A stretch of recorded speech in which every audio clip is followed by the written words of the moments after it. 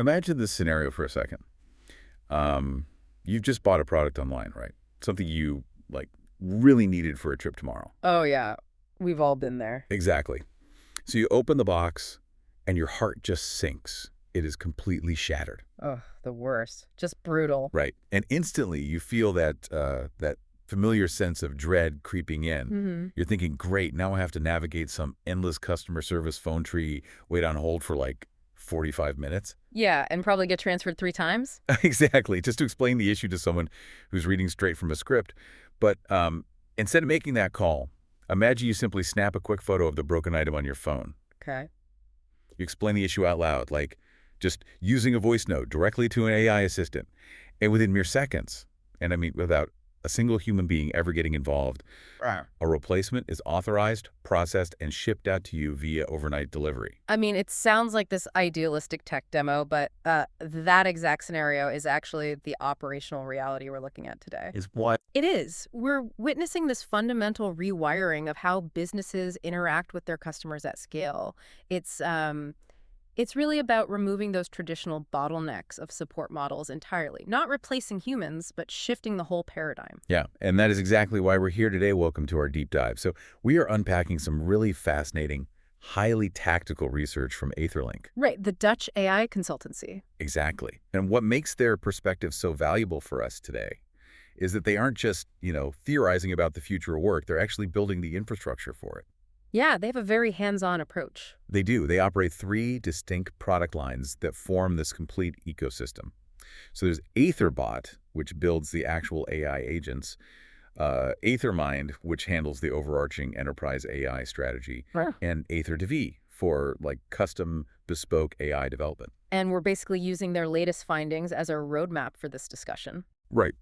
And the central thesis of their research is that the year 2026, so right around the corner, is the definitive tipping point for agentic AI in enterprise customer service. Yeah, and we're going to look at this specifically through the lens of European business leaders, CTOs, and developers. Because, they're the ones trying to balance this massive, unprecedented ROI of these systems with the incredibly strict, code-level requirements of the EU AI Act. Okay, let's unpack this. Because to understand why 2026 is like flashing in neon lights for every tech executive out there, we have to clearly define what is actually changing. Right, the shift from reactive to proactive. Exactly. I mean, the conversational AI we interact with today, the standard chatbot that pops up when you're trying to return a pair of shoes, it's fundamentally reactive. Yeah, it just waits for you. It waits for you to type a keyword, it scans the database, and it spits out a pre-programmed answer. It's essentially just a glorified interactive FAQ page, right? 100%. But agentic AI is an entirely different beast because it operates with autonomy. It doesn't just respond. It initiates actions, it navigates complex workflows across different software platforms, and it actually learns from the outcomes. So it's optimizing its own processes as it goes? Exactly. It has agency. I mean, to put it in human terms, traditional AI is like an intern who only speaks when spoken to. Right, the intern who just hands you the company handbook when you ask a complex question. Yeah, exactly. But agentic AI acts like an empowered floor manager. It sees a problem, resolves it by interacting with the inventory and billing systems without asking for permission, and then, and this is key, it updates the internal logic so the problem is handled more efficiently the next time. Wow. And, I mean, the market is validating that shift aggressively. The AetherLink research references the McKinsey AI report for 2025, which found that 72% of business leaders now view AI as superior to human-only support. 72%. That is a massive shift in sentiment. It really is. Yeah. They aren't just saying, oh, it's a cost-effective alternative. They are saying it is actively better. And the financial projections tied to that are staggering. Oh, yeah.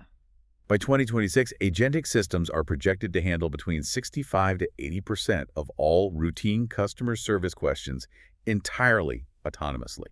Globally, that drives an expected savings of $80 billion annually in call center operations. $80 billion. It's almost hard to wrap your head around. Right. And zooming in on Europe specifically, we're looking at a 60 to 70% cost savings in Tier 1 support operations. What's fascinating here is that the $80 billion savings isn't coming from some, theoretical superintelligence solving unsolvable problems. Right, it's not sci-fi. No, not at all. The math is driven entirely by volume and availability. I mean, a human agent needs to sleep, they get fatigued, they can only handle a single conversational thread at a time. Right, whereas the agentic systems deliver 24/7 omni-channel availability. Exactly. When you analyze call center data, the vast majority of interactions are high frequency, low complexity. Things like, where is my order? Or how do I reset my password? Or can I change my billing address? Yeah. Exactly. So when an agentic system can process millions of those simultaneously without any geographic staffing limits, shift changes, or holiday pay, that 65 to 80% autonomy rate just becomes a mathematical certainty. But I actually want to push back on that 80% number for a second. Okay, sure. Because it assumes the AI actually understands the customer seamlessly. Yeah. And I mean, as a consumer, I actively avoid chatbots right now. Oh, I don't blame you. Right. Because typing out the nuanced context of a problem usually ends with the bot giving me some generic response that doesn't help at all. I didn't quite catch that. Yes, exactly that. And if the interface is full of friction, the customer will just bypass it and demand a human anyway, which totally kills that ROI you mentioned. That's a very fair point. So how are these 2026 systems processing information in a way that actually resolves that friction? Well, the friction you're describing is exactly what multimodal capabilities are engineered to solve. See, the AI of 2023 and 2024 was heavily constrained by text. Right. And text is an incredibly low bandwidth way to convey context. You have to type a whole paragraph just to explain a physical issue. Which nobody wants to do. Right. But Agentic AI in 2026 utilizes multimodal architecture, meaning it natively integrates text, voice, and image recognition and processes all of those inputs simultaneously in real time. Okay, let's dig into the mechanics of that because it's not just about, like, taking a picture and attaching it to a text file, right? Right. How does the system actually correlate a crack in a JPEG with my frustrated voice note? It comes down to how neural networks map data. So in a multimodal system, audio, visual, and text data are all projected into a shared semantic space using vector embeddings. Okay, so they all get translated into the same kind of math. Precisely. So when the AI's computer vision model detects a shattered phone screen in a photo, it encodes that visual data into the same mathematical neighborhood as the spoken words shattered screen from your voice note. Oh, wow. Yeah. The system isn't just looking at a picture and reading a transcript separately. It is fusing them together to gain immediate, holistic context. It mimics human sensory perception, but processes the data at machine speed. Which totally explains the efficiency metric highlighted in the source. Because this multimodal approach reduces average resolution times by 40% compared to legacy single-channel systems. 40% is huge when you're dealing with millions of calls. Absolutely. Yeah. I mean, going back to our opening scenario, the customer submits a photo of the damaged product alongside a verbal complaint. The AI processes the physical damage visually, cross-references it with the spoken context, checks the inventory database, and authorizes the replacement. Right, with no human triage required at all. Exactly. The AetherBot platform handles that entire multisensory intake instantly. But, and this is but giving a machine the power to issue refunds, move inventory, and alter databases based on a voice note introduces a massive legal liability. Oh, for sure. I mean, if the AI gets the context wrong or hallucinates a policy, who is actually responsible? In Europe, the answer to that question is currently forcing a massive architectural reckoning. Here's where it gets really interesting. Because making autonomous decisions is great for the bottom line, right? But if a neural network is automatically authorizing replacements, it is basically making a contractual decision on behalf of the company. Yes, and that brings us straight to the EU AI Act. Right. The regulatory landscape in Europe is shifting from these sort of theoretical guidelines to hard, punitive laws. Under the EU AI Act, customer service AI isn't just viewed as a harmless conversational tool anymore. It's way more serious now. Much more. If the agentic AI has the power to process a refund, escalate a serious legal complaint, or deny service to a customer, it is classified as high risk. It's legally treated as an autonomous financial and contractual agent. And the penalties for non-compliance are, well, they're the kind of numbers that keep executives awake at night. Oh, definitely. We're talking about fines of up to 30 million euros, or 6% of a company's global revenue. Which is astronomical. Yeah. For a multinational corporation, 6% of global revenue isn't just a slap on the wrist. It is a devastating financial blow.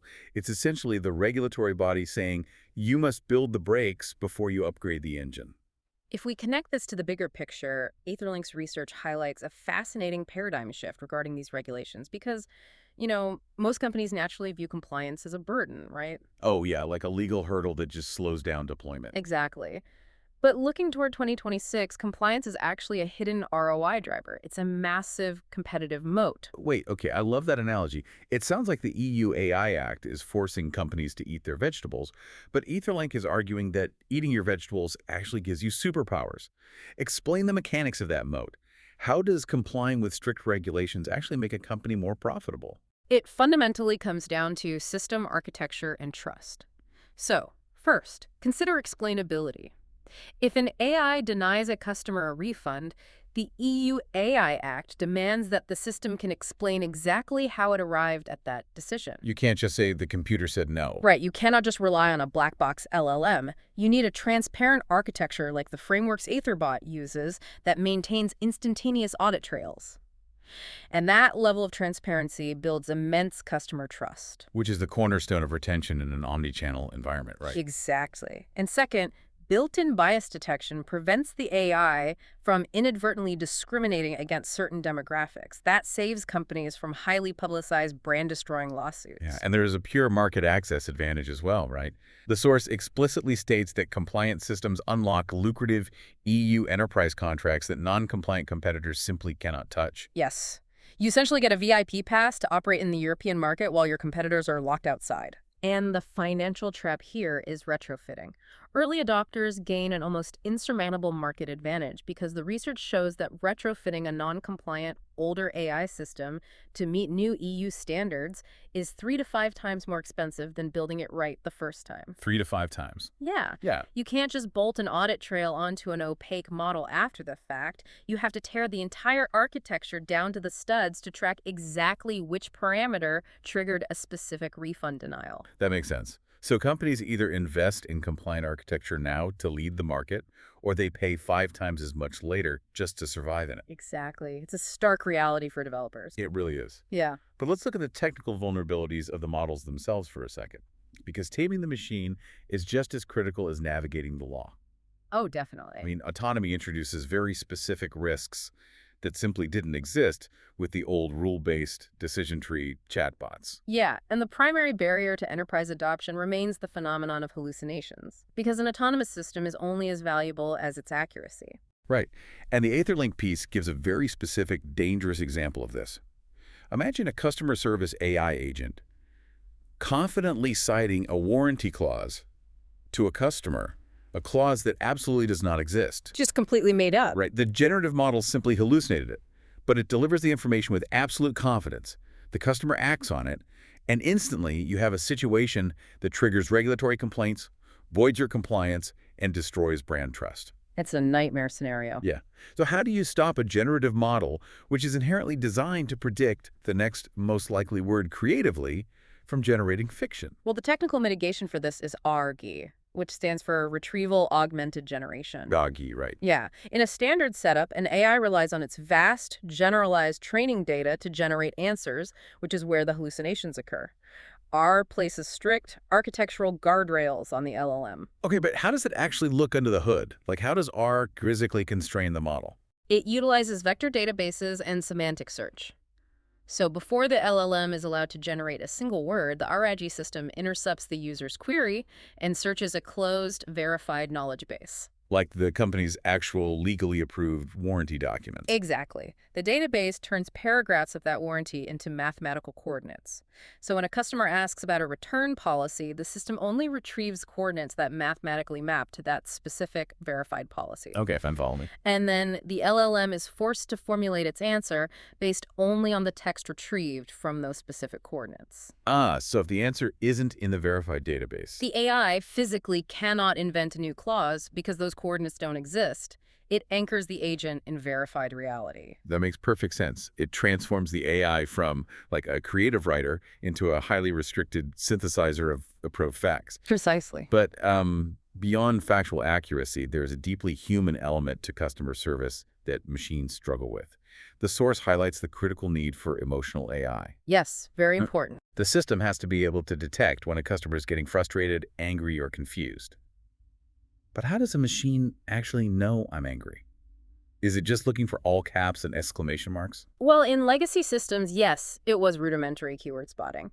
But true agentic workflows in 2026 integrate deep, nuanced sentiment analysis. Because they're multimodal, right? Exactly. Because these platforms are multimodal, they aren't just reading text. They're analyzing the acoustic properties of a voice.